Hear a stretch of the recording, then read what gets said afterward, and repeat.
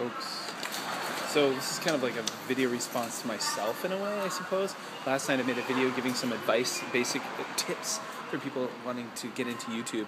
And I mentioned, like, you know, making your username something that was very simple, easy to remember, avoiding numbers and this and that. And I love how someone mentioned, what about Aussie78 and Eric Surf 6? They use numbers. Well, okay, they buck the trend, especially with Eric Surf 6.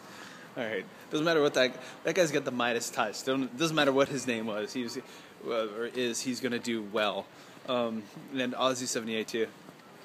But keeping your name simple. And I mean, I wasn't like shitting on people out there who have usernames with like tons of numbers and stuff like that. Guys, I regret my username. Well, not this one, JLaneKev, that's fine. But my main username is BusanKevin. And although I've had a lot of success with that channel, I mean, shit, I haven't lived in Busan, South Korea in 5 years. And I only lived in Busan for like about a year and a half.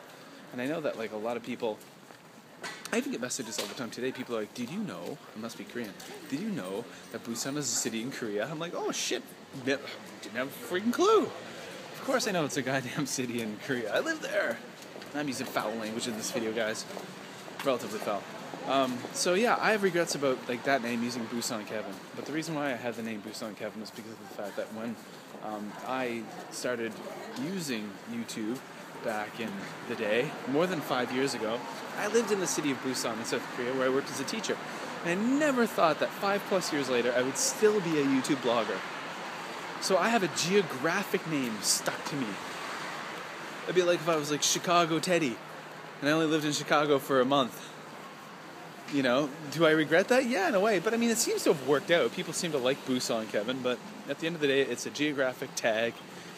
And to be honest, I'll probably never live in Busan again.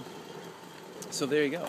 Now, JLaneKev, which is this channel, I like that name because there will always be a connection. My wife is Japanese. My son is half Japanese. Her family, my son's grandparents live here in Japan.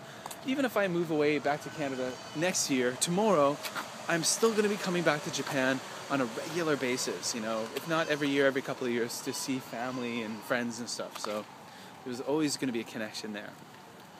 So there you go, usernames. The birth of BusanKevin. That's where BusanKevin came from. I actually lived in Busan.